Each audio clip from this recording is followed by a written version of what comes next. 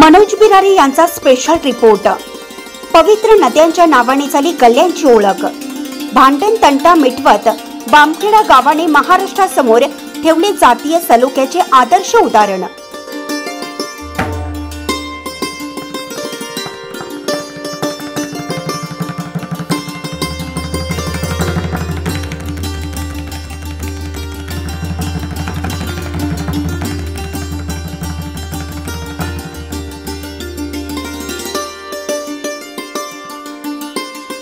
आजवर अनेक गावात महापुरुषांची नावे हे गावातील गल्ली आणि परिसरांना देण्यात येत होती। मात्र नंदुरबार जिल्ह्यातील शहादा तालुक्यातील बामखेडा ग्रामपंचायतीने आगळा वेगळा आदर्श घडवत गल्ल्यांना चक्क पवित्र नद्यांची नावे देऊन जातीय सलोख्याचे आदर्श उदाहरण समोर आणले आहे।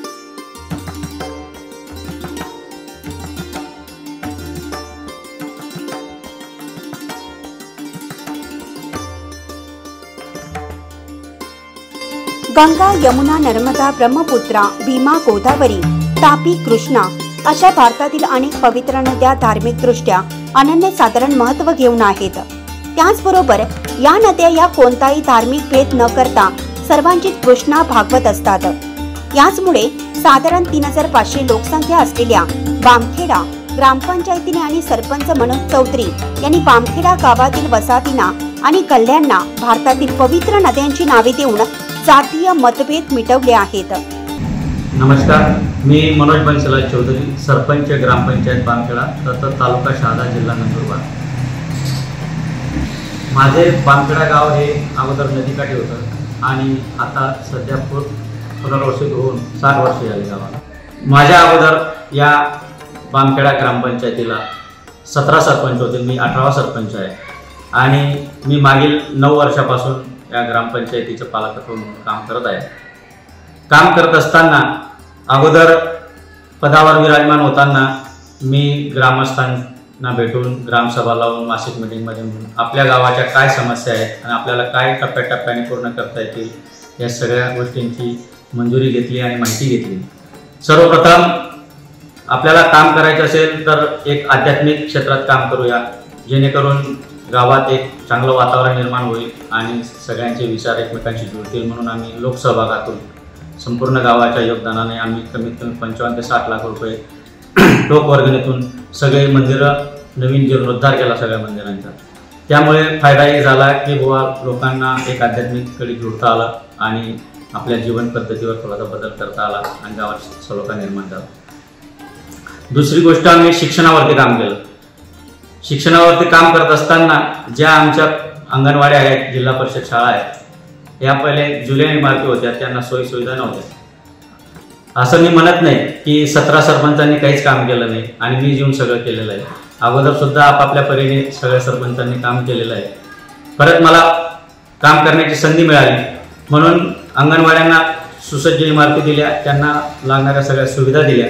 पाणी असेल, पोषण आहार असेल, त्यांना बैठक व्यवस्था असेल, वॉल कंपाऊंड असतील, लाईट असतील, सगळ्या सुविधा देऊन शिक्षण क्षेत्रामध्ये आम्ही एक चांगलं काम केलं। त्याच्यानंतर आरोग्यावरती आम्ही काम करायचं ठरवलं। आरोग्यावर काम करत असताना आमच्याकडे सगळ्या ओपन गटारी होत्या, त्यांना आम्ही हळूहळू बंदिस्त करतोय। त्याच्यानंतर मच्छर फवारणीसारखे मशीन्स वगैरे आम्ही स्वतः खरेदी केले। महिन्यातनं आम्ही मच्छर फवारणी करतो गावामध्ये। सांडपाण्याची व्यवस्था, शोषखड्डे असतील, रेन हार्वेस्टिंग असतील, असे विविध उपक्रम जेणेकरून स्वच्छतेसाठी आपण करू शकतो। स्वच्छतेसाठी अजून एक शासनामार्फत, केंद्र शासनामार्फत आम्हाला एक गोवर्धन प्रोजेक्ट म्हणून प्रकल्प मिळाला, ज्याच्याने आपण संपूर्ण गावाचे उकिरडे शेण उचलून त्याला गॅस निर्मितीसाठी एका ठिकाणी आणून गॅस निर्मिती करू शकू। आणि सुरुवातीला ट्रायल बेसवर आम्ही 60 घरांना आम्ही गॅस जोडणी केलेली आहे। त्यामुळे तो एक मोठा फायदा झाला आणि गावात हळूहळू उकिरड्यांची संख्या कमी होत गेली। तो एक आरोग्याच्या दृष्टीने आणि संबंधित गोष्टीने सगळं चांगलं झालं। परत आम्ही जलसंधारणावर काम केलं।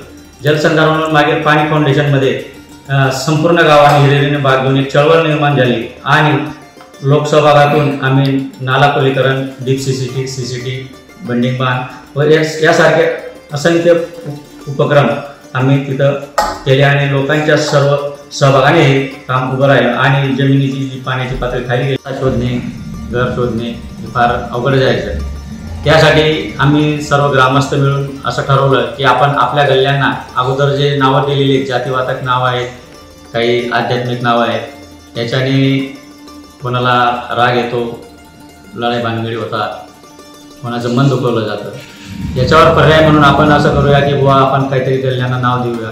तर मग सर्व मिळून असं ठरलं की बुवा आपण आपल्या भारतातल्या ज्या प्रमुख नद्या आहेत त्यांना एक कृतज्ञता व्यक्त करूया आणि प्रमुख नद्यांची नावं आपण प्रत्येक गल्लीला बोर्डवर फलक लावून नदींचं नाव आणि क्रमांक देऊया असं सर्व मिळून ठरलं।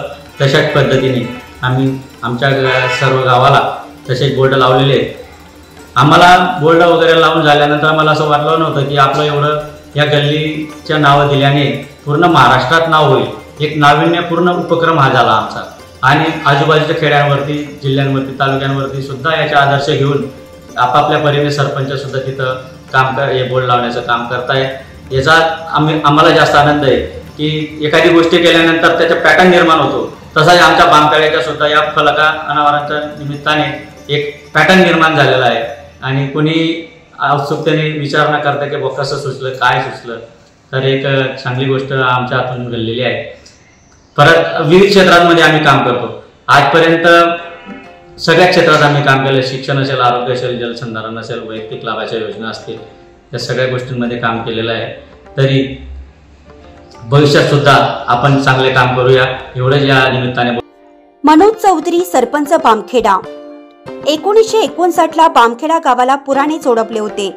यानंतर हळूहळू गाव वसण्यास सुरुवात झाली। पुनर्वसन करत असताना बामखेडा ग्रामपंचायतला अनेक समस्यांना सामोरं जावं लागत होतं। यात स्थानिक नागरिकांच्या नावाने नवीन वसाहती निर्माण झाल्या होत्या। यामुळे गावात सतत वाद होत होते। यासाठी बामखेडा गावाचे 18वे सरपंच मनोज चौधरी यांनी ग्रामपंचायत सदस्य यांनी मिळून नागरिकांसमोर ठराव मंजूर करत बामखेडा गावातील सर्वच गल्ल्यांना भारतातील पवित्र नद्यांची नावे देऊन वाद विवाद मिटवले।